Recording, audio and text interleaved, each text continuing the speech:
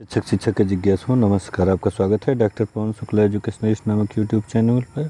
आइए, जो पिछला वीडियो था हमने उसमें बात की थी जो नॉर्मल प्रोबेबिलिटी कर्व है उसके स्क्यूनेस के, यानी जो उसकी वैषम्यता होती है उसकी बात की थी। तो आज हम बात करते हैं विषमता के मापन की, मेजरमेंट ऑफ स्क्यूनेस।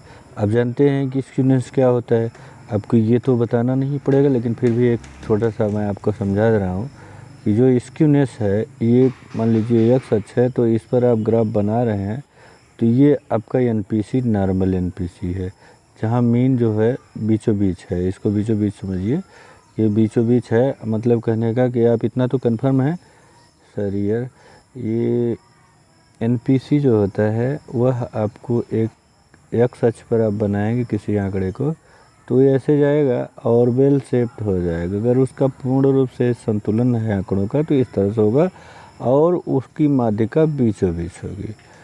यही माध्यिका जब दाहिने या बाएं हो जाती है, कहने का मतलब आप पिछला वीडियो देखेंगे तो समझ में आएगा। तो ये हिस्सा जो इसका ऐसे हो जाएगा कि शुरू से जो चला वो इस तरह से हो गया, नीचे लास्ट बहुत कम हो गया, या शुरू से ही बहुत कम चल रहा है, लास्ट में बहुत जा कर के स्क्यूनेस मतलब उसका डाटा हो जा रहा है, तो यही स्क्यूनेस कहलाता है। तो इसको कैसे मापा जाएगा इसकी बात करें तो पहला इसका जो भाग है वह है कि जब अंक वितरण में माध्यमान, माध्यिका, बहुलक में अंतर रहता है तो वक्र विषम होता है। आप जानते हैं कि जो एनपीसी का आदर्श स्थिति होती है उसमें तीनों मध्यमान, माध्यिका, बहुलक तीनों एक समान होते हैं, एक स्थान पर होते हैं, ठीक है।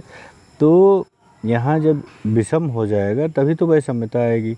दूसरी बात है कि यदि किसी वक्र का यम यानी मध्यमान मीडियन से बड़ा है और मीडियन मोड से बड़ा है तो धनात्मक वैषम्य होता है। इसको आप जानते हैं, इस बातों को आपको याद करना पड़ेगा कि यदि किसी जो उसका है ये क्या नाम है कि मध्यमान जो है वह मध्यमान माध्यिका से बड़ा है, हाँ यहाँ से हो गया। अगर मध्यमान जो है इसका, देखिए ये वक्र है और वक्र का जो मध्यमान है वह माध्यिका से बड़ा है और माध्यिका मोड से बड़ी है तो धनात्मक वैषम्य होता है। इसको आप जानते ही हैं पिछले वीडियो देख करके।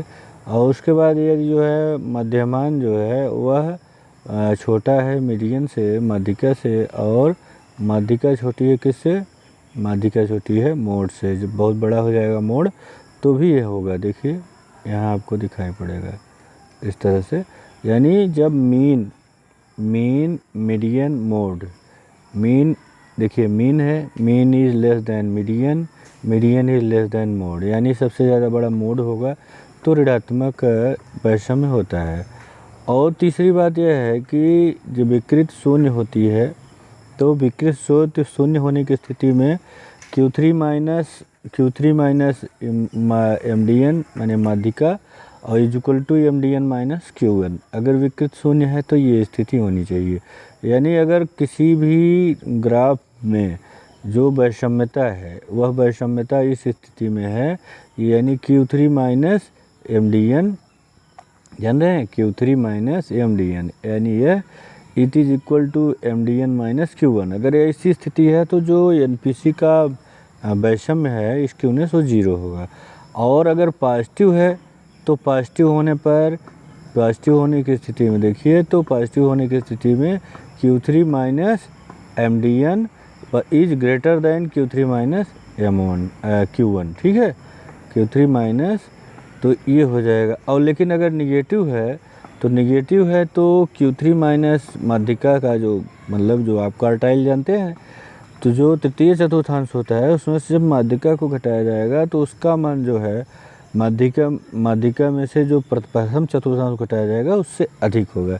तो इन 6 बिंदुओं के द्वारा विषमता के मापन के संदर्भ में एक सामान्य निष्कर्ष निकालते हैं।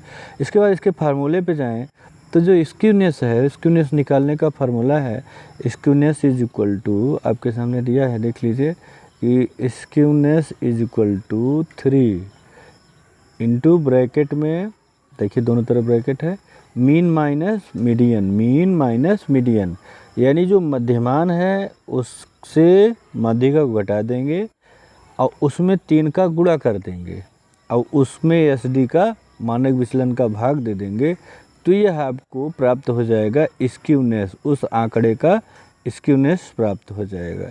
याद रखिएगा, skewness equal to 3 into mean minus median upon S D. ठीक है, जहाँ एस के इक्वल टू स्क्यूनेस यानी वैषम्यता और S D is equal to standard deviation.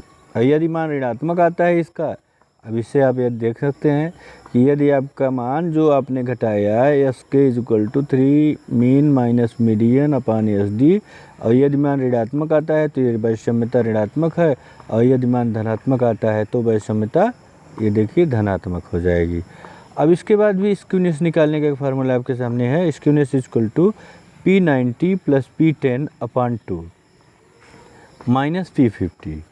यानी अगर आप स्क्यूनेस निकालना चाहते हैं तो उस आंकड़े का जो P90 है परसेंटाइल 90 प्लस परसेंटाइल 10 अपॉन 2 करिए, और उसमें से P माइनस P50 करिए, यानी परसेंटाइल 50 का घटा दीजिए। तो इस तरह से आप स्क्यूनेस को मेजर कर सकते हैं। तो आप ध्यान से पढ़िए, समझिए, जो बातें आप मुझसे कहना चाहें आप आइए, स्वागत है। चैनल लाइक शेयर सब्सक्राइब भी कर लीजिएगा। धन्यवाद, नमस्कार।